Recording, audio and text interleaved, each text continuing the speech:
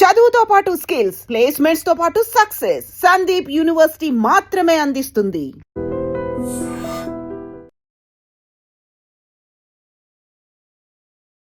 నమస్కారం, welcome to I dream. ధర్మ మార్గం విత్ విజిత కార్యక్రమానికి స్వాగతం.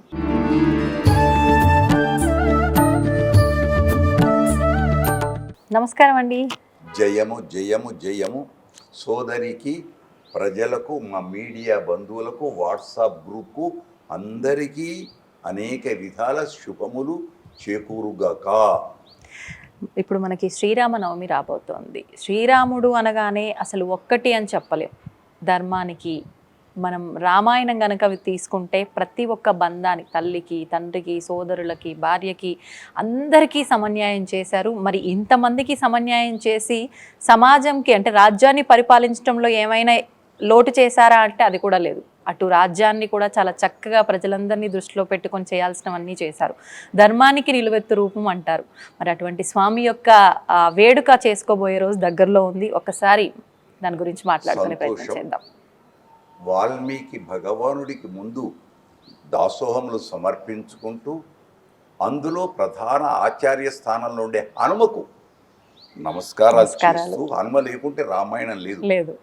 వాస్తవానికి రామాయణం గురించి తెలుసుకోవాలి అంటే వాల్మీకి భగవానుడు 3 పేర్లు పెట్టాడు దానికి. రామస్య అయనం రామాయణం అని అందరికి ఎరక, కానీ పౌలస్య వధనం చైవ రావణుని యొక్క సంహారం, రామ అవతారం యొక్క విశేషం రావణ సంహారం, దుష్ట శిక్షణ 2. మూడవది సీతాయ చరితం మహత్. ఇది ఆడపడుచులు గమనించాలి. సీత యొక్క గొప్పనైన చరిత్ర, అవును, గొప్పనైన చరిత్ర 1. కైక కోరింది రాముణ్ణే కోరింది. అడవికి 14 సంవత్సరాలు నారవస్త్రంలో సీతను కోరలే, సీతనే నేను వస్తాను. అవును, అందరు ఆడపడు చూడండి, ప్రతి అభివృద్ధి వెనక కానీ కష్ట సుఖాలకు కానీ స్త్రీ ప్రాధాన్యత అని కొందరు అంటారు. నేనేదో స్త్రీల గురించి గొప్పగా మాట్లాడుతున్నాను అనుకోకూడదు, ఉన్న వాస్తవం చెప్తున్నా. అయితే అక్కడ సీత ఏమంది? మా నాన్నగారు నీ చేతుల్లో కన్యాదాన రూపంలో ఉంచేటప్పుడు ఏం చెప్పాడు గుర్తుంచుకో. వచ్చేది శ్రీరామ కళ్యాణం కాబట్టి జనక మహారాజు రామయ్య చేతిని, సీతమ్మ చేతిని రామయ్య చేతిలో పెడుతూ ఉంచేస్తూ, ఇయం సీత మమ సుత సహధర్మ చరీతవ ప్రతీచ్ఛ ఏనాం భద్రంతే. రామా నీకు భద్రం, ఈవిడను స్వీకరించు అన్నాడు. ఇప్పుడు భార్య చేత భర్తకు భద్రమా ఇబ్బందుల? ఇబ్బందులుని ఆధునిక కాలంలో అనుకుంటారు. ఆధునికులు దాన్ని వదిలేద్దాం.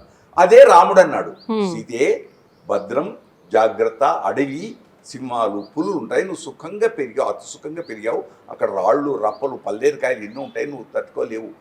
అప్పుడు ఈమె ఈ మాట అని ప్రయాణం అయింది. దాని తర్వాత లక్ష్మణుడు ప్రయాణం అయ్యాడు సీత ద్వారా. ఇదంతా కథ చాలా విశేషం. రోజులు నెలలు ఎంత చెప్పుకున్నా తప్పు, ఆ తక్కువ. అయితే అసలు రాముడు ఎందుకు పుట్టాడు? 1, రామో విగ్రహవాన్ ధర్మ.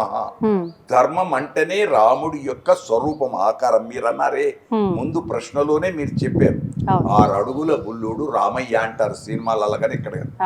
ఆజానుబాహుడు ఆయనకి. శ్రీరాఘవన్ దశరథాత్మీయం అప్రమే, ఇలా శ్లోకాలు ప్రార్థనలు. అయితే అక్కడ చంపూ రామాయణంలో ఒక మాట ఉంది. భోజ మహారాజ్ అంటాడు, లగ్నే కర్కటకే పునర్వసుయితే మేషంగతే పూషణి నిర్దగ్ధుం నిఖిలా ఫలాశ సమిదాహ అని చెప్తాడు. మొత్తం రాక్షసులనే సంహారానికి ఒక యజ్ఞ రూపంలో యజ్ఞకుండం అనే అయోధ్యలో ఆవిర్భూతమభూతపూర్వమపరం యత్కించిదేకమ్మ, ఒకానొక కించితైన శక్తి పుట్టింది. ఆ శక్తే రామభద్రుడు. రాముడు మొట్టమొదట మానవుడిగా వచ్చినవాడు. తర్వాత ఆ రాముడు చక్రవర్తి కాబట్టి పాదరక్షలు కిరీటం బరువులతో, 1 బరువు, 2 పాదరక్షలు చిన్నం. అవి ఉంటే ప్రజల దగ్గరికి రావటానికి వీళ్ళే ప్రోటోకాల్ ఇవన్నీ ఉంటాయి ఇప్పుడు మంత్రుల దగ్గర వీటి దగ్గర అని. కృష్ణయ్య అవేవీ లేకుండా చిన్న తలపాగా లేదా తలపాగా వదిలేసి ముడి, గురువె గింజల హారం, పాదాలకు ఇవి లేకుండా గోవులు వెనుక వచ్చాడు. రాముడి కంటే ఇంకా గొప్ప కృష్ణుడు. అవును. గోధూళితో వచ్చేవాడు. ఆ, విన్నారా? అందుకే పేరు పెట్టుకున్నాడు రామకృష్ణ అని కూడా పేరు పెట్టుకుంటారు ఇవన్నీ. కనుక ఇప్పుడు రామ నవమి కనుక దీనికి పెద్దలు ఏమంటారంటే అష్టమి నవములు కష్టాలని లోకంలో సామెత. అందుకు ఈ అష్టమి నవములు వెళ్ళి అడిగాయట, ఏ దేవా నన్ను ఎందుకు సృష్టించావు, కష్టాలు కదా అని. ఓహో అలానా అని కవులు అంటారు, పెద్దలు అంటారు. మనకి ఇక్కడ ప్రాధాన్యత ఎక్కడుంది అని చెప్పలేము. కానీ ఏమంటారు అప్పుడు భగవంతు, ఓహో మీకు ప్రాధాన్యత ఇస్తానని నవమి నాడేమో రామయ్య పుట్టాడు, అష్టమి నాడు కృష్ణుడు పుట్టాడు. నవమికి నైవేద్యాలు పానకం, వడపప్పు, భద్రాచల విసనకరలు కూడా ఇస్తారు. ప్రాధాన్యత ఎక్కడైనా రామాలయం ఎన్ని ప్రసాదాలు ఉన్నాయి ఈ వీటికి ఎక్కువ. అదే కృష్ణయ్యకు చెప్పన్ భోజన్, ఆవు పాలతో కూడుకొని పెరుగు అవి అంతేకాదు 7 అడుగులు కూడా ఇంటి ముందటేస్తారు కృష్ణాష్టమికి. కనుక రామయ్యకు ఒక గొప్పతనం తాను పాటించాడు. ఎలా 12 సంవత్సరాలకు మొట్టమొదట తాటకి సంహారం, స్త్రీవధ అనే స్త్రీని చంపను కదా అన్నాడు. అప్పుడు వాల్మీకి విశ్వామిత్రుడు చెప్పాడు, విశ్వామిత్రుడు మహర్షి చెప్పాడు దుష్ట శిక్షణ తాటకి. దానికి ఆ గురువు ఆజ్ఞ అయింది కాబట్టి కొట్టాడు. ఇది రామాయణం. మరి కృష్ణుడు ఈయన 12 ఏళ్లకి చేస్తే కృష్ణుడు 21వ రోజుననే పూత ఆమెను చంపాడు. కనుక కృష్ణావతారం రామావతారం చాలా గొప్పవి, ఆదర్శం. అంతేకాదు రాముడు ఎంతకాలం దశవర్ష సహస్రాణి దశవర్ష శతాని చ రామో రాజ్యముపాసిత్వ బ్రహ్మలోకం ప్రయచ్చ అవన్నీ చెప్తారు. కనుక 11,000 ఏళ్ళు రాజ్యాన్ని పాలించి చూపించాడు ఎలా ఉండాలి, ఒక రాజు అనేవాడు ఎలా ఉండాలి, ఎలా రాజ్య పాలించాలి. అయితే ఇక్కడ కొందరు ఆధునికులు కొందరు అంటారు సీత ఎప్పుడు ఎంత సుఖంగా ఉంది, కష్టమే కదా ఆడబిడ్డకు, ఎందుకు రాముడు సీతని ఆదర్శంగా తీసుకోవాలి అని కొందరు. అవునండి. కానీ సీత ఎక్కడ నేను కష్టం అని చెప్పలే, రాముడు ఎక్కడ చెప్పలే. ఇద్దరి మాటల్లో గమనిస్తే ఇన్నరా, ఛాయైవ అనుగతా సదా, నీడ మనిషిని వెంబడిస్తూ ఎలా ఉంటుందో రాముడిని అనుసరించి సీత ఉంది. ఇది బయట కనపడదు. ఒకటి. 2, సూర్యుడిని వదిలి సూర్య తేజస్సు ఎలా ఉండదో, చంద్రుడిని వదిలి చంద్ర తేజస్సు ఎలా ఉండదో మేము అలానే ఉన్నామని అటు రాముడు అంటాడు హనుమతో, ఇటు సీతమ్మ అంటుంది. కనుక వాళ్ళ మనస్సులు ఇద్దరూ ఒకటే, రెండూ ఒకటే. బయటకి కనపడేవి ఇవి. కానీ అక్కడ ఏంటి, సీత ఏడ్చింది అంటారు, దుఃఖం అంటారు. కానీ ఆ వనం పేరు, సీత ఉన్న వనం పేరు అశోక వనం, శోకము లేని వనం, అశోక వనం. అది ఇవన్నీ పెద్ద పెద్ద చర్చలు. అవును, అంటే ఎవరు ఏ రకంగా అనిపిస్తే అనుకుంటే వాళ్ళకి అది. కానీ అందుకోసం మనం చెప్పేది ఏంటంటే కష్టాలను చెయ్యకు, భయపడకు, దూరం. ఇక్కడ మరొకటి గమనించాలి, రామాయణ అంతర్గతమైన విషయం. సుప్పనాతిమ్మ శూర్పణఖ వచ్చింది, రాముణ్ణి ఒక్కడే కోరింది, నిన్ను నేను ప్రేమిస్తున్నాను అని కోరింది. కోరితే కథంతా వేరు. మళ్ళీ ఏమైంది, చివరికి ముక్కు చెవుడిపోయినాయి, చుప్పనాథ అయింది. తెలుగులో చెప్పాలంటే శిక్ష పడింది. రావణుడు అన్నయ్య ఒక సీతనే కోరాడు, ఏమైపోయింది, వంశమే పోయింది. కానీ ఆయన తమ్ముడే ఉన్నాడు విభీషణుడు. లంకలో సీతమ్మ ఉండగా సరమ, త్రిజట వీళ్ళందరూ విభీషణుని సంతానం సీతను సేవించారు. సీతను సేవించి సీతకని చెబుతూ ఉన్నారు మొత్తం. ఆ విభీషణుడు పోయి శరణాగతి చేశాడు. అది విశేషమైన శరణాగతి రామాయణంలో. విభీషణ శరణాగతి ప్రత్యేకత చేశాడు. అంటే ఇటు ఒక కుటుంబము, ఇటు భగవంతుణ్ణి ప్రార్థించింది, పురుషకార స్వరూపిణైన అమ్మను ప్రార్థించింది, జంటను కలిపి ప్రార్థించింది. ఏమైంది, పట్టాభిషిక్తుడైనాడు విభీషణుడు రాజ్యానికి. పట్టాభిషిక్తుడే కాదు, ఇప్పటికీ శ్రీరంగ క్షేత్రంలో విభీషణుడి కూడా ఆలయం ఉంది. ప్రదక్షిణం చేస్తుంటే వెనక ఉంటుంది విభీషణుడు. అక్కడ శ్రీలంక నుంచి రోజు దర్శిస్తూ ఉంటాడు శ్రీరంగనాథుణ్ణి అని కథలు చాలా ఉన్నాయి అవన్నీ. కనుక అది దీర్ఘ శరణాగతికి ఉదాహరణ విభీషణుడు. రామాయణం అంతా శరణాగతే, మానవుడు ఒకటి. ఇప్పుడు సీతారామ కళ్యాణం భద్రాచలం అన్నాం, సంక్షిప్తంగా చెప్తున్నాం. మొట్టమొదట మానవుడిగా వచ్చిన తర్వాత దైవ కళ్యాణం సీతారామ కళ్యాణం. దేవుళ్ళకి ఎన్నో జరిగినాయో జరగలేదో మనకు అవన్నీ పక్కకు పెడదాం. మానవుడిగా దిగి వచ్చిన తర్వాత, అవతారం ఎత్తిన తర్వాత నేను మనిషిని అనండి అని అన్నాడు ఆయన. మా మానుషం విద్ధి అని చెప్పుకున్నాడు ఎక్కడైనా విన్నారా? మా మానుషం మన్యే అని చెప్పుకున్నాడు. కనుక అంతటి ఆయన కళ్యాణం ఇవాళ వాడవాడల ఇంటింట లోక కళ్యాణంగా రామనామం లేనిది ఎక్కడా లేదు. ఒకటి రామనామం గూర్చి కూడా వచ్చింది. చివరికి అందరి అయోధ్య వాసులు అందరి సరయు నదిలోకి వెళుతూ వస్తారు ఆ వైకుంఠానికంటే అందరు బయలుదేరతాడు. అప్పుడు హనుమాన్ అడుగుతాడు. హనుమ ఏమంటాడు? ఇది ఇతర రామాయణంలో హనుమ ఏమంటాడు? అక్కడ రామనామం ఉందా అంటాడు. అక్కడ ఏముండదు, అది పరమపదం. పరమపదంలో అంతా ఒకటే, అక్కడ ఇవన్నీ ఉండవుదా అంటాడు. అయితే రామనామం ఎక్కడ లేదో నువ్వు ఉన్నా సరే నాకు రామనామం లేని నేను ఇక్కడ ఉండను అని పెద్దలు చెబుతూ ఉంటారు. ఇక్కడనే ఉన్నాడు చిరంజీవిగా. కాబోయే బ్రహ్మ హనుమ, కాబోయే యుగంలో బ్రహ్మ కనుక చిరంజీవిగా. హనుమది వైభవం గొప్పది విన్నారా? అందుచేత గరుత్మంతుడు హనుమ. హనుమ ఎక్కడ నేనని చెప్పుకోలే, నా కోసమని చెప్పలే. ఆ రామ ముద్రికతో వచ్చేటప్పుడు వచ్చాడు, పోయేటప్పుడు సీతమ్మ యొక్క చూడామణితో వెళ్ళాడు. 100 యోజల విస్తీర్ణమైన సముద్రాన్ని లంఘించాడు. వచ్చేటప్పుడేమో ఉంగరం యొక్క ప్రభావం, రాజముద్రిక యొక్క రామనామాంకితమైన ఆ ఉంగరం యొక్క ప్రభావంతో వచ్చాడు. పోయేటప్పుడు అమ్మవారి యొక్క చూడామణితో వెళ్ళాడు. ఆనందం, లోకానికి ఆనందం జరిగింది. కనుక సీతారామ కళ్యాణం, లోక కళ్యాణం, జగద్రక్షణ అంతా అందులో మిగిలి ఉంది. మానవులకు ఆదర్శమూర్తి రాముడు. అది ఇప్పుడు అంటే ఇంతవరకు మీరు చెప్పిన దాన్ని బట్టి కూడా సీతమ్మని రావణాసురుడు తీసుకెళ్లాడు, హనుమంతుడు కనిపెట్టాడు, ఇదంతా వింటున్నాము. ఇందాక మీరు అన్నట్టు ఎవరికి తోచింది వాళ్ళు మాట్లాడతారు అన్నట్టు నేను ఈ మధ్యకాలంలో ఒక విషయం విన్నాను. రావణాసురుడి దగ్గర బందీగా ఉన్నది సీతమ్మ కాదు, వేదవతి అని చెప్పి, సీతమ్మ అగ్ని దగ్గర ఉంది అని చెప్పి. ఇది వాస్తవమా? ఇది వాస్తవమా అవాస్తవమా మనకు దాని గురించి చర్చ అవసరం లేదు. రవిగాంచనిచో కవిగాంచును కదా. సూర్యుడు చూడని దగ్గరికి కూడా, సూర్యుని యొక్క కిరణం వెళ్ళని దగ్గరికి కూడా కవి యొక్క మనస్సు వెళుతుంది. కవులు ఊహిస్తారు. ఆ ఊహించిన దాన్ని బట్టి మనకు వెంకటాచల మహాత్యంలో, వరాహ పురాణంలో, వెంకటాచల మహాత్యం వరాహ పురాణమే వ్యాసుడు రాసింది. కానీ అది ప్రామాణికంగా పెద్దలు ప్రామాణికంగా తీసుకోరు. కానీ అక్కడ శ్రీనివాసుడు చెప్తాడు వకుళమాలతో ఏమిటి ఆమె ఎవరు, నువ్వు ప్రేమించావు ఎవరు, నా తల్లిగా అడిగితే చెప్తాడు. ఆమె ఎవరు? వేదవతి. ఇగో లంకలో ఉంది, అప్పుడు అగ్ని తీసుకెళ్ళాడు. ఇదంతా వెంకటాచలం ఆ స్వాహాదేవిలో ఉంచాడు. మళ్ళీ తర్వాత ఈమె అగ్ని ప్రవేశం చేసింది, నిజమైన సీత వచ్చి ఈమెను స్వీకరించు అని అంటే, నా కోసం ఇంత సంవత్సరం కష్టపడింది నా ప్రియ సఖి, ఈమెను కూడా స్వీకరించండి. నేను ఇక్కడ ఏకపత్ని వ్రతుని ఈ అవతారంలో.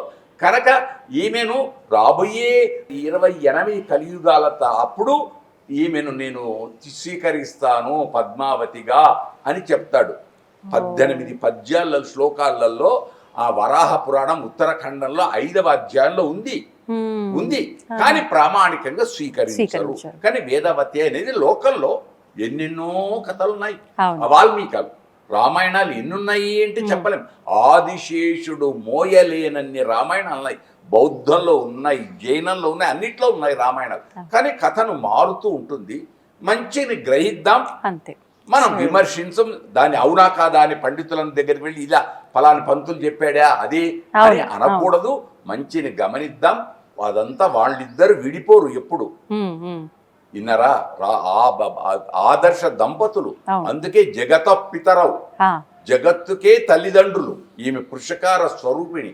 కనుక సీత లేకుంటే రామాయణం లేదు. అది ముఖ్యంగా. ఇంతేకాదు ఇంకోటి కూడా ఉంది. ఇంకా నేను మీరు అడగకముందే చెప్తున్నాను. రాముడి కంటే సీత వయస్సు ఎక్కువది అని కూడా ఓ చర్చ ఉంది పెద్దది. ఈ రాముడికేమో డేట్ ఆఫ్ బర్త్ ఉంది. ఇప్పుడు చెప్పామే, లగ్నే కర్కటకే పునర్వసు అయితే అయోధ్యలో పుట్టాడు. ఇక్కడ సీతమ్మ జనక మహారాజుకు దొరికింది నాగలి చాలుకు. కాబట్టి భూమిలో ఎంతకాలం ఉందో అని కవులు అంటారు. అవన్నీ కవులకు వదిలిపెట్టేద్దాం. అలాంటి విమర్శలు మనకొద్దు. ఆ పెళ్లి నాటికి ఆమె 6 ఏళ్ళు, ఈయన 12 ఏళ్ళు, రామయ్య 12 ఏళ్ళు. ఓ. ఎందుకంటే 12 ఏళ్ళు నేను హాయిగా సుఖంగా ఉన్నానంటుంది పెళ్ళయి. హనుమ దగ్గర చెప్తుంది ఆమె, ఓకే ఓకే. హనుమ దగ్గర చెబుతుంది 12 పెళ్ళి అయిన తర్వాత 12 ఏళ్ళు మేమిద్దరం సుఖంగా ఉన్నాము అని చెప్తుంది. అంటే అప్పటికి 12, 12, 24, అప్పుడు 25వ ఏడు గడుస్తుంది. ఇదంతా వయస్సు వీటి గురించి చాలా చర్చలు ఉన్నాయి. ఆ జోలికి ఎవరం వెళ్ళొద్దు, అవసరం లేదు. మంచి విందాం, మనకి ఏదైనా చెడు అనిపిస్తే దాన్ని వదిలేద్దాం, కానీ తప్ప దాన్ని విమర్శ రూపంలో మళ్ళీ ప్రశ్నలు వేస్తూ ఇదెందుకు వచ్చింది అని దయచేసి ఎవ్వరూ ప్రశ్నించకండి. ఉన్న వాస్తవం అక్కడక్కడ లభించింది, చెబుతున్నాం, తెలుసుకుందాం అంతే.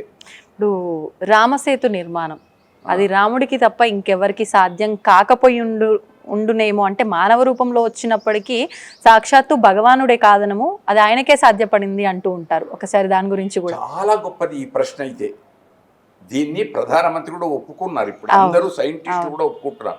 సైంటిస్టులు కూడా రామసేతు ఉంది అని నిరూపించారు. కానీ దాని వెనక అక్కడ గుర్తుంచుకోండి, వానరులు అంటే ఏదో కోతులు అనుకుంటారు, కాదు. ముందు ఏం చెప్తాడు, నేను విష్ణువు ప్రత్యక్షమై వీళ్ళ దేవతలతో నేను 4 విధాలుగా విభజింపబడి జన్మ ఎత్తాను అయోధ్యలో దశరథుడి దగ్గర. మీరంతా ఆయా దానులలో మీరు జన్మించి సహకరించండి. అందుకు జాంబవంతుడు గాని, ఇంద్రుని సుపుత్రుడైన వాలి కానీ, సూర్య సుపుత్రుడైనటువంటి సుగ్రీవుడు గాని, ఆ వాయుపుత్రుడైన హనుమ గాని, వీళ్ళంతా దేవతా స్వరూపులు. అక్కడ నీలుడు వీళ్ళందరూ కూడా ఆ రాళ్లలో ఒక మహిమ, రామనామ మహిమ అని కొందరు అంటారు. ఏ మహిమ అయితే ఓ మహిమ, అవన్నీ తేలినవి ఇప్పటికీ ఉన్నాయి. తేలినవి మునిగిపోకుండా ఉండే ఇటుకలు, రాళ్ళు, ఇవన్నీ కూడా ఇప్పుడు రామప్ప దగ్గర కూడా ఒక ఇటుక చూపిస్తారు మనకు, నీళ్లలో మునగదు. అలాంటివి ఉన్నాయి. సేతు నిర్మాణం జరిగింది, వాస్తవము. కాకుంటే అది దైవశక్తి అందులో దాగి ఉంది. ఇప్పుడు ఇస్రో వాళ్ళు కూడా చూడండి ఒకసారి, మళ్ళీ విమర్శకొద్దు, ఎక్కువ చెప్తున్నాను. ఇస్రో వాళ్ళు వెళ్ళి వాళ్ళు ఒక శాటిలైట్ ను పంపించే ముందు దైవ ప్రసాదంగా తీసుకొచ్చి ఫెయిల్ కాలే. 2-3 సార్లు వాళ్ళు ఏదో దాన్ని నిర్లక్ష్యం చేసేందుకు ఫెయిల్ అయింది అని వింటున్నాం. మనకు తెలియదు, దాన్ని వదిలేద్దాం. కనుక ఒక దైవ శక్తి, బలీయమైన శక్తి ఉంది. అది అందరికీ రక్ష, అందరికీ. దేవుడు నమ్మని నమ్మకపోని. ఇంకొక మాట కూడా చెప్తున్నాం, ఎందుకంటే కొందరు విమర్శించే వాళ్ళు ఉంటారు. తల్లిగా మీరు ఒక ఆడపడుచుగా అడిగారు, ఒక ఇంటిలో 7 సంతానమో 5 సంతానమో ఉంది. 5వ వాడు చాలా చెడ్డవాడు. ఆ ఇంట్లో పెళ్లి జరుగుతుంది, పెళ్లికి 4 వచ్చారు. 5వ వాడు రాలేదు, చెడ్డవాడు రాలే. 6 వచ్చారు, 7వ వాడు రాలేదు. కానీ ఆ తల్లి ఏమంటుంది, వాడు రాకపాయ్ అంటుంది. అన్నప్పుడు ఇక్కడ ఈ తక్కిన మంచి వాళ్ళు సంతానం ఏమంటారు, అమ్మ వాడు వస్తే రాకుంటుంది, వాడిని ఎందుకు తలుస్తున్నావు, వాడు అట్లా ఉండని అంటే, కాదురా వాడు ఏమైనా బాగుపడతాడేమో, ఇక్కడ ఏదో పూజ జరుగుతుంది, ఎవరో పెద్దలు వచ్చారు దీవిస్తారేమో అని తల్లి మనస్సు. చెడును బాగు చేయుట, మార్పు కోరుట. మంచివాడు మంచే ఎట్లయినా, కానీ చెడును బాగు కోరుట తల్లి మనస్సు. ఇదే అక్కడ కూడా పురుషకార స్వరూపిణైన అమ్మ కూడా. అందుకే శ్రీరామ రామ రామేతి అని ఎవరు అడుగుతారు, కేనోపాయేన లఘున విష్ణోర్నామ సహస్రకం అని అడిగేది పార్వతి, చెప్పేది శివుడు పరమేశ్వరుడు విశ్వాసనామంలో. కనుక ఇద్దరు ప్రకృతి మనకిచ్చింది. బ్రహ్మచర్య, గార్హస్థ్య, వానప్రస్థ, సన్యాసములనే 4 ఆశ్రమాలలో ధర్మపత్నితో కూడుకున్న ఈ ఇదే గొప్పది. ఆమె ఏదో భార్య అని అంటారు, భార్య కాదు, సహధర్మచారిణి. అందుకే ప్రమాణం చేయిస్తారు పెళ్లి ఏమని, ధర్మేచ అర్థేచ కామేచ త్వయేష నాతి చరితవ్య అని మామ చెబితే అల్లుడు నాతి చరామి, కానీ పాటించాలి. మనం అంటున్నాం అన్నది నిర్వర్తిస్తే సుభిక్ష 3 పూలు 6 కాయల దేశం. అది స్త్రీలకు దక్కుగాక, పురుషులకు దక్కుగాక, దంపతులు హాయిగా ఉందురుగాక, ఆనందంగా. అప్పుడు కౌసల్య సుప్రజ రామ, మంచి సంతానం. సుప్రజ ఉత్తప్రజ అని నేను అనటాలే, సుప్రజ. ఆ సుప్రజ కూడా ఎలా ఉండాలి, పుట్టినవాడు కర్తవ్యం. అది వాల్మీకి భగవానుడు వేసిన పదం, కర్తవ్యం. ఏ సమయంలో ఏ చేయాలో అది చెయ్యాలి. ఎప్పుడు లేవాలో అప్పుడు లేవాలి, ఎప్పుడు స్నానం చేయాలో అప్పుడు స్నానం, ఎప్పుడు స్టడీ చేయాలో అప్పుడు స్టడీ చేసే దగ్గర కాలేజీలకు వెళ్ళిన తర్వాత ఏదో బొమ్మలు వేసుకుంటూ ఉండకూడదు. ఏకాగ్రత, అవధానం అది ఉంటేనే అన్ని సాధిస్తాం. కనుక ఇలాంటివి చక్కటిది రామో విగ్రహవాన్ ధర్మ. కాబట్టి అందరికీ మొదటిది ఉగాది శుభాకాంక్షలు, రెండవది శ్రీరామ నవమి యొక్క శుభాకాంక్షలు. రామయ్య కళ్యాణం అందరికీ దేశానికి కళ్యాణమగుగాక. కళ్యాణం అంటే పెళ్లి అనుకుంటున్నారు, కళ్యాణం మంగళం శుభం, క్షేమములు శుభములు చేకూరుగాక.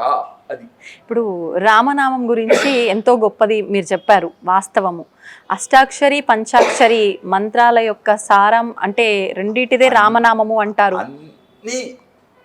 అన్ని సారాలు ఒకటే. మంత్రం మననాత్ త్రాయత ఇది మంత్ర. మననం చేస్తే రక్షించేది మంత్రం. ఏ మంత్రం అని మనకు అవసరం లేదు. ఈ మంత్రమా ఆ మంత్రమా ఆ మంత్రమా అని వద్దు. అన్ని మంత్రాలు మంచివే. నీ మనస్సు బాగుంటే, మనస్సు బాగుంటే. దీనికి మనకు వాల్మీకి రామాయణం దొరకదు. వ్యాధుడు వాల్మీకి రామ అనే అనరాలే.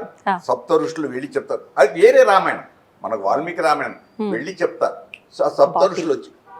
సప్త ఋషులు వచ్చేసి రామ హనుమంటారు, అనరాదు. అప్పుడు ఏం చేశారు, ఆ మర్రి చెట్టుని ఈ మర్రి చెట్టును చూపించారు, ఆ మర్రి ఈ మర్రి హనుమన్నారు అంటూ అంటూ పోతుంటే రామ రామ రామ రామ వచ్చింది. అది ఎప్పుడు వాల్మీకం పుట్ట పెరిగింది, అందులో నుంచి వచ్చాడు. ఏదో ఏదో అది కవులు రచిస్తారు. ఇంకా అందున జానపద కవులు ఇంకా బాగా. ఈ కవుల కంటే జానపద కవులు చాలా గొప్పవాళ్ళు. జానపద కవులు చాలా గొప్ప. జానపదంలో ఎన్నో ఉన్నాయి. అక్కడ జానపదుల యొక్క పాటలలో మా అక్క మరిది దండించు నిన్ను, మా అక్క మరిది దండించు నిన్ను అంటే భార్య తన భర్త పేరు కూడా చెప్పదు, నా మగాడు మా ఆయన అని కూడా అనదు. మా అక్క మరిది ఎవరు? ఊర్మిళ. ఊర్మిళ అంటుంది లక్ష్మణి భర్తనే. కానీ భర్త ఎలా వచ్చాడు? గడ్డం మీసాలతో 14 ఏళ్ళు క్షురకర్మ లేకుండా తన ఇంటికి వచ్చాడు. మారిపోయాడు, ఆహారం లేదు, నిద్ర లేదు. అలా వచ్చినప్పుడు ఏమంది ఆమె?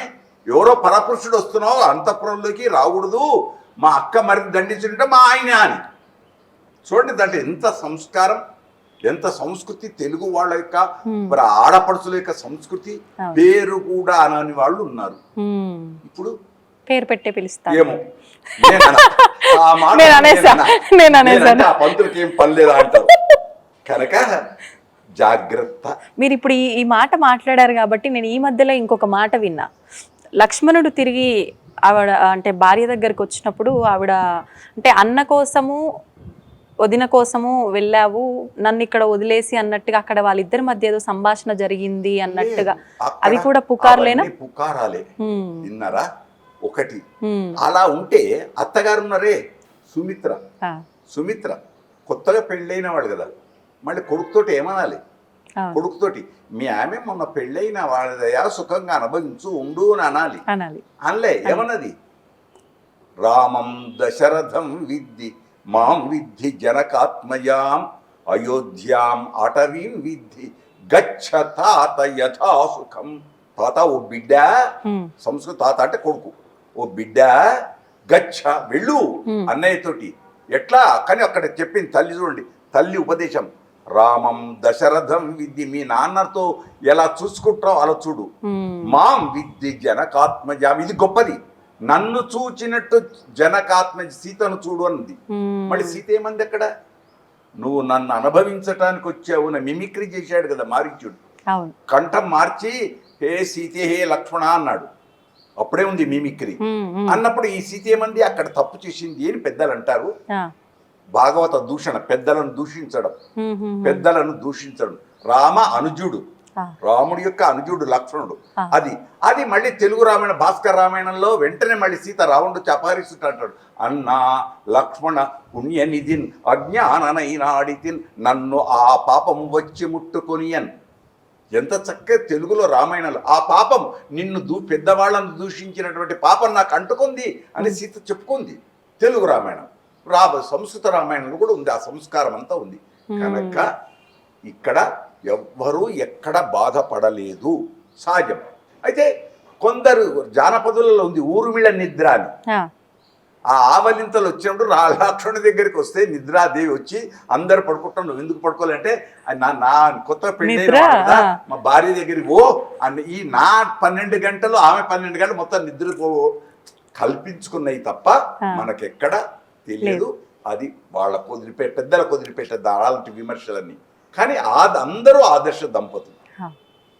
అది ఇంకా సంతోషం అండి. ఇంకా నా డౌట్స్ అయితే ఇంతే. మీరు ఇంకేమన్నా చెప్పదలుచుకుంటే సమాజానికి ఈ శ్రీరామనవమి సందర్భంగా? సమాజానికి ఇందులో ఎన్ని ఇవ్వాలో అన్ని ఇస్తాం, కానీ పట్టుకునేవాడు ఉండాలి. ఒకటి అందరు మనకి ఏళ్లే సరిగా లేవు, 5 ఏళ్లే ఎక్కువ తక్కువ ఉన్నాయి. ఇంట్లో ఉండే పిల్లలు కూడా అంతే అంతే అంతే, సమాజంలో కూడా అంతే. కానీ ఒక్కడు రాముడి లాంటి వాడు, ఒక్కడు ఉత్తముడు వచ్చినా సమాజం బాగుపడుతుంది. హనుమ లాంటి వాడు స్వార్థం లేకుండా నిస్వార్థంగా సేవ చేస్తే తన పేరు చెప్పుకోడు ఎక్కడ. దాసోహం కోసలేంద్రస్య రామస్య అక్లిష్ట కర్మణ అని చెప్పుకుంటాడు ఎక్కడైనా, విన్నారా? అందుచేత అలాంటి వాళ్ళు ఉంటే దేశానికి అవసరం. దేశానికి అవసరం తర్వాత విన్నారా, ఇల్లుకు ఇంటికి ముందు ఇప్పుడు ప్రస్తుతం అంటే నేను విన్నది ఎంతవరకు నాకు తెలియదు, ఇంట్లో ఈగల మూత బయట పల్లకి మూత అని ఒక సామెతలు ఉన్నాయి. ఇంట్లో అన్ని లోపల గొడవలే ఉంటాయి, బయట మాత్రం గౌరవాలు దండలు వేస్తూ ఉంటారు, ప్రతి వాళ్ళ వెనక ఉంటుంది. అది సహజ నీడ ఉంటుంది, మనం నడుస్తుంటే మన నీడనే మనకుంది, కష్ట సుఖాలు ఉంటాయి. కానీ అలా ఉండకుండా ఇంట్లో కూడా సమిష్టి భోజనం అంటాం, అందరూ కలిసి భోజనం చేస్తూ నవ్వుతూ ఆనందంగా గడిపితే అదే నిజమైన ఉగాది. రోజు ఈ డైనింగ్ టేబుల్స్ వచ్చాయి, భోజనాలు ఇవన్నీ ఉన్నాయి కనుక అందరూ కుటుంబ సభ్యులందరూ కలిసి, ఎక్కడో దేశాన్ని కాదు, కుటుంబ సభ్యులందరూ కలిసి నవ్వుతూ ఆ ఉన్న ప్రసాదాన్ని పదార్థాన్ని హాయిగా భుజిస్తే చాలు, ఇతర విమర్శలకు పోకుండా. అది భార్యాభర్తలు అన్యోన్యంగా ఉంటే చాలు, ఆనందాన్ని పంచుకోవటానికి. అందుకోసం ఆనందం అనే వరకు వివాహపు వ్యవస్థ సీతారాముల కళ్యాణంలో ఆనాడు అవైతే జీలకర్ర బెల్లం ఎందుకు అనేది ప్రశ్న వస్తుంది. కొందరు అడుగుతారు, జీలకర్ర బెల్లం పాజిటివ్ ఎలక్ట్రిక్ ఛార్జ్, ఆంగ్లంలో చెప్పాలంటే పాజిటివ్ ఎలక్ట్రిక్ ఛార్జ్ అంటే సగుణాత్మకమైన విద్యుత్ ప్రవాహం. తల్లి గర్భం నుంచి వచ్చేది మొట్టమొదలు తల, మాడ, ఇక్కడ రంధ్రం ఉంటుంది, అతి సూక్ష్మమైన రంధ్రం. నీవార శుకమత్తన్వి పీతాబా అంటుంది మంత్రపుష్పం. అలా రంధ్రం ఉంటుంది, ఆ రంధ్రం దగ్గరనే సప్త మండలాలు వెళ్ళిందని ఇక్కడ సహస్రారంలో అది పెట్టుకుంటారు. అది హస్త మస్తక న్యాయం అని దానికి పేరు. చెయ్యి తల తాకుట హస్త మస్తక న్యాయం. ఈ మధ్యన ఇప్పుడు తమలపాకు పెడుతున్నారు, దాన్ని వదిలేద్దాం, మనం మంచా చెడా వద్దు, లేదా కోపాలకు వస్తారు వద్దు. కనుక ఈ బెల్లము జీలకర్రను ఇద్దరు సమ్మిశ్రం చేస్తే బెల్లం ఎక్కువ జీలకర్ర తక్కువ. జీలకర్ర లేని వంటకం ఉండదు. జీలకర్ర వంటకంలో చిటపట, జీలకర్రని వేయగానే తాలింపు పోపు దాంట్లో చిటపట. ఈ ఇంట్లో చిటపట ఉంటుంది, కొద్దిగానో గిద్దిగానో వినకుంటేనో కోపము తాపం మానవులం కదా, తినేవి ఆహార పదార్థముల యొక్క ప్రభావం ఉంటుంది కదా, ఆ కోపతాపాలను అణుచుకోవాలి. అందుకే దసరాకి ఏమంటామంటే దశహర దసరా. దశహర దసరా. దశ అంటే ఏంటి? కర్మేంద్రియాలను జ్ఞానేంద్రియాలు, కర్మేంద్రియాలు 5 జ్ఞానేంద్రియాలు 5, వీటిని నిలకడగా పెట్టరా, నీ చేతుల పగ్గాల వల్ల పట్టుకో, దాన్ని వదలకు. అది అక్కడ అర్థం. ఇప్పుడు మీరు ఇంతకు పూర్వం రామాయణంలో అర్థం అడిగారు కాబట్టి రామాయణ అర్థంలో దశకంఠుడు 10 తలలు లేవు, ఒకే తల. కానీ 10 తలలు కలిగినటువంటి వాడు ధ్వని చేస్తే ఎలా ఉంటుందో రావణ అని శబ్దం. ఆ 10 ఏంటి తలలు? ఇవే కర్మేంద్రియాలు జ్ఞానేంద్రియాలు అని పట్టి లాగుతున్నాయి. స్వార్థంతో కూడుకున్న ఇవి కాముకత. అది మండోదరే చెప్తుంది, రామున్ పుణ్య గుణాభిరామున్ అని చెప్తుంది. మండోదరే ఉపదేశం చేస్తుంది భార్యనే. కనుక అవన్నీ వద్దు. ఈ ఇంద్రియ నిగ్రహంతో ఆహార పదార్థాలు, శుద్ధి కలిగిన ఆహార పదార్థాలు, సాత్వికమైన ఆహార పదార్థాలు స్వీకరిస్తూ సాత్వికతో ఉంటే దేశం 3 పువ్వులు 6 కాయలు. ప్రతి ఇంటిలో ఉగాది పచ్చడి, రుచులు, ఆరోగ్యం. ఇప్పుడు శ్రీరామనవమిలో స్వామివారి కళ్యాణం జరిగిన అక్షతలు, ఆ ముత్యాల తలంబ్రాలు కానివ్వండి, అవి ఇంట్లో తెచ్చి పెట్టుకుంటే చాలా సౌభాగ్యంగా ఉంటుంది, శుభంగా ఉంటుంది అంటారు. అన్ని శుభాలు. ముందు మీరు ప్రశ్నించారు కాబట్టి భద్రగిరి రామభద్రుడికి, అక్కడ ఉండే అధికారులకు, ఆచార్యులకు, ఉద్యోగ వర్గానికి శుభాకాంక్షలు. మన మీడియా, ఈ ఐడి మీడియా ద్వారా భద్రాచల పరిసర ప్రాంతాలతో ప్రజలకు. అందున ఒక సేవకులు ఉన్నారు, వాళ్ళు గోళ్లతో వదలరు ఆ వడ్లను. కొత్త ధాన్యం వచ్చిన తర్వాత గోళ్లతో వడ్ల గింజన ఆ వడ్డీ అది తీయకుండా జాగ్రత్త చేసి అది ఊరేగింపుతో తలంబ్రాలకు తెస్తారు. ఎంత పవిత్రత! తలంబ్రాలు తయారు చేసేటప్పుడు ఎంత పవిత్రతతో తీస్తున్నారు ప్రజలు. ఆ తెచ్చేటువంటి దీక్షా పరులకు అనేక శుభాకాంక్షలు. ఆ తర్వాత అవి తలంబ్రాలుగా, ఆ తలంబ్రాలలో ఏం కలుపుతారు? 3 ముఖ్యమైనవి ఇప్పుడు పోతున్నాయి, లోపిస్తుంది. 1 పసుపు కుంకుమ, మొదలు బియ్యం, స్వచ్ఛమైన బియ్యం, కొత్త బియ్యం. 2 పసుపు కుంకుమ, 3 నెయ్యి. నెయ్యి ఎందుకు ఈ 3? బియ్యము పోషణ. ఎన్ని ఉన్నా అన్నం తినడం వేరు, ఎన్ని టిఫిన్లు చేసినా అన్నంతో తృప్తి రాదు. నిజం. మళ్ళీ నన్ను తప్పు పట్టకండి, వాస్తవం. నన్ను మళ్ళీ తప్పు పట్టకండి. ఒక మాట మా సినిమా యాక్టర్ ఆనాడు రేలంగి గారు అన్నారు. రేలంగి మహనీయుడు అన్నాడు, నాకు మంచిగా జీర్ణమయ్యేనాడు మరమరాలు దొరకలే, ప్యాలాలు మరమరాలు తిందామంటే దొరకలే. ఇవాళ బంగారు కడ్డీలున్నాయి ఇంట్లో, బంగారు బిస్కెట్స్ ఉన్నాయి, ఏ అన్నాలైనా తినొచ్చు, కానీ జీర్ణం కావటం లేదు. ఎంత మంచి మాట చూడండి. మేత ఉన్నాడు కూత ఉండదు, కూత ఉన్నాడు మేత ఉండదు అని పల్లెల్లల్లా జానపదులు ఎంత మనకు సంస్కారం ఇస్తారు. అవును. ఇప్పుడు అన్నీ ఉన్నాయని కాదు, ఉన్నది ఎంతవరకు మంచికి వాడుతున్నాం. మంచిని వాడదాం, మంచిని పెంచేద్దాం. ఇలా రాజసమైనటువంటి ఆహారాలకు దూరంగా ఉందాం. కానీ ఏముంటున్నామో తెలియదు. ఒక్క మాట మళ్ళీ ప్రజలారా క్షమించండి, ఏమనుకోకండి. మా మీడియా దర్శిస్తున్నటువంటి చూస్తూ అభినందనలు చెప్పే ప్రజలారా, ఒకప్పుడు మా బాల్యంలో గాంధీ హాస్పిటల్, ఉస్మానియా హాస్పిటల్ 2 వైద్య పెద్దవి కార్పొరేట్ హాస్పిటల్స్, ప్రభుత్వవి. వాళ్ళు ఇచ్చే ట్యాబ్లెట్స్ కూడా తెల్లవి గోళీలు. ఇప్పుడు వీధికి 5 హాస్పిటళ్ళు, 10 మెడికల్ షాపులు. మళ్ళీ రుగ్మతలు పెరుగుతున్నాయా తగ్గుతున్నాయా? పెరుగుతున్నాయి. ఎందుకు పెరుగుతున్నాయి? కారణం మనమే. మళ్ళీ పెళ్లిళ్ళు అందరికి తెలియాలి, గుర్తుంచుకోండి. ఒకటి పెళ్లిళ్ళు అన్నప్పుడు మళ్ళీ ఇప్పుడు నేను దాని మధ్యన కొద్దిగా వదిలేను. బియ్యము, పసుపు కుంకుమ, నెయ్యి. బియ్యము పోషణ, పసుపు కుంకుమ స్త్రీలు కోరే సౌభాగ్యం.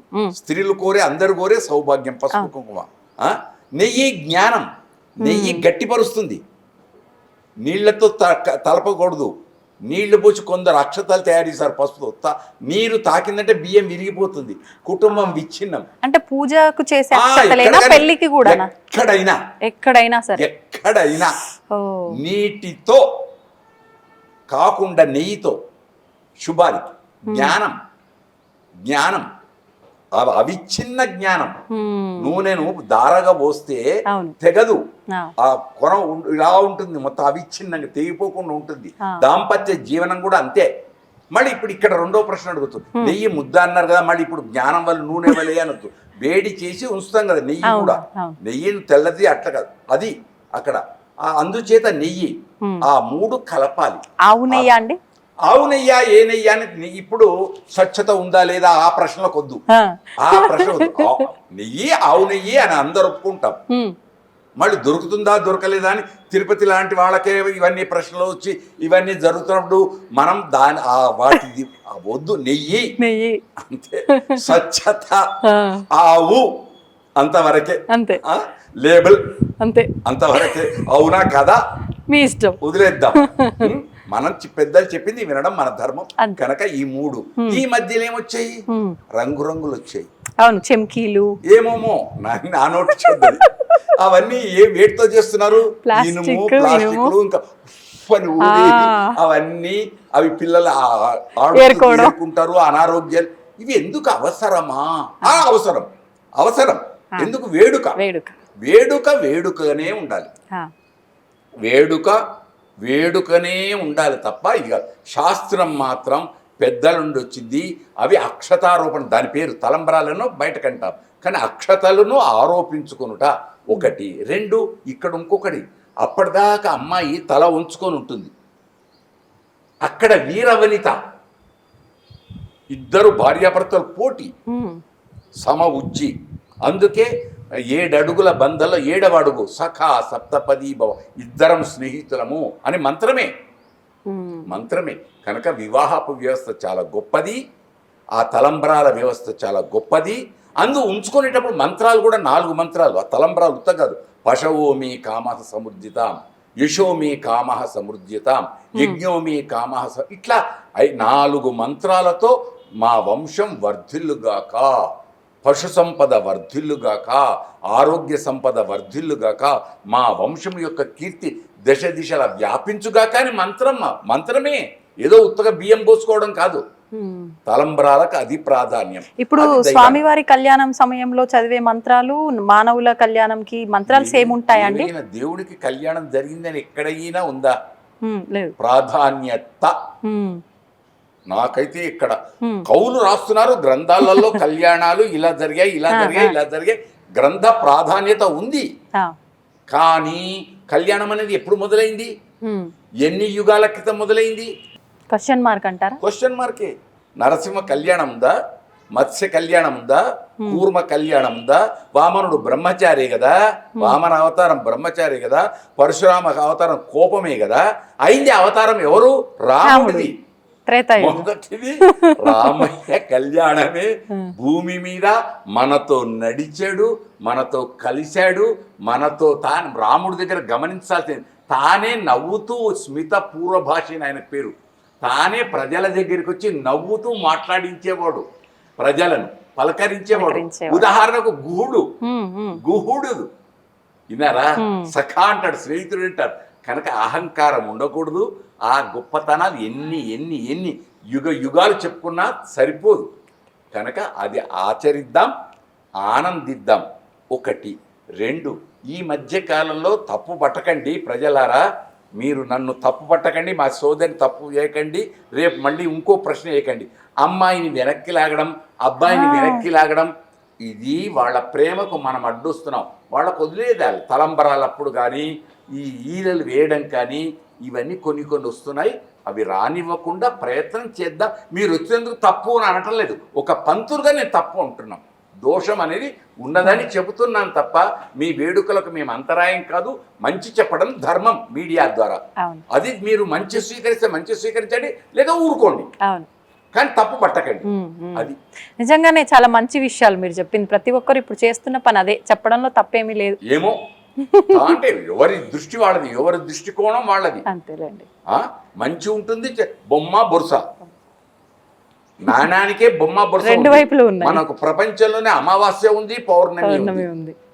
కానీ భార్యాభర్తలు, ఇక్కడ మీరు వివాహపు వ్యవస్థ తెచ్చాం, స్త్రీకే ప్రాధాన్యం. అక్కడ కూడా దేవుడి దగ్గర వచ్చారు లక్ష్మీనారాయణుడు, పార్వతీ పరమేశ్వరుడు. మరి చివరికి ఇంటికి వచ్చే వరకు భార్య భర్త. మొగారి పేరా ఆడపేరా? ఆడపేరేనా? మళ్ళీ ఎందుకు కోపానికి వస్తారు? ఆడవాళ్ళకే ప్రాధాన్యం ఇస్తారు. అంటే పేరులో ఉన్న ప్రాధాన్యత నిజ జీవితంలో లేదు అనే భావన ఉంటే చాలు, అంతే. అంతకంటే ఇంకేముంటుంది? ఎక్కడ తెలుస్తుంది? రామాయణంలో చివరిలో రాముడు అడవికి పోయిన తర్వాత మళ్ళీ కైకేయి దగ్గర ఉండేటువంటి దశరథుడి నుంచి కౌశల్య దగ్గర ఉంటాడు, ఇంటి రూమ్ లో, కౌశల్య గదిలో ఉంటాడు, ఉండి తన శాపం అవన్నీ చెప్పుకుంటాడు. మళ్ళీ భార్య భార్యే, భార్య భార్యే. కష్ట సుఖాల్లో దేనికైనా భార్య. అందుకే కాణి పెడతారు మధ్యలో, రైతుల దగ్గర పెళ్లిళ్లలో మధ్యలో సానా కాణి, ఉండే కాణి పెడతారు. ఎందుకు పెడుతున్నారు? జీవన గమనం సుఖంగా సమానంగా వెళ్ళుగాక. కచ్చరం ఇది బండి, ఒక రథం, సంసార రథం, ఒడిదొడుకులు లేకుండా సమానంగా వెళ్ళుగాక. స్పీడ్ బ్రేకర్లు రాకపోవుగాక. అది కనుక ఎన్నెన్నో ఉన్నాయి గొప్ప రహస్యాలు. అది ప్రజలారా గమనించండి, విమర్శించకండి. ధన్యవాదాలు. ధన్యవాదాలు. శుభం భూయాత్, శుభం భూయాత్. దీన్ని తవ్వండి, తవ్వుతూనే శివలింగం. సరే దాన్ని అట్లా కప్పేసేయండి, చూపించదండి. Krishna is there. మూర్తి పూజ కాదు, సాక్షాత్ బ్రజేంద్ర నందన భగవాన్ ఉన్నారు మూర్తిలో. ఏమీ ఆశించకుండా ఆరాధించే వాళ్ళు కూడా ఉన్నారా ప్రభుజీ? నిజమైన భక్తి అంటే మనకు తెలియదు కాబట్టి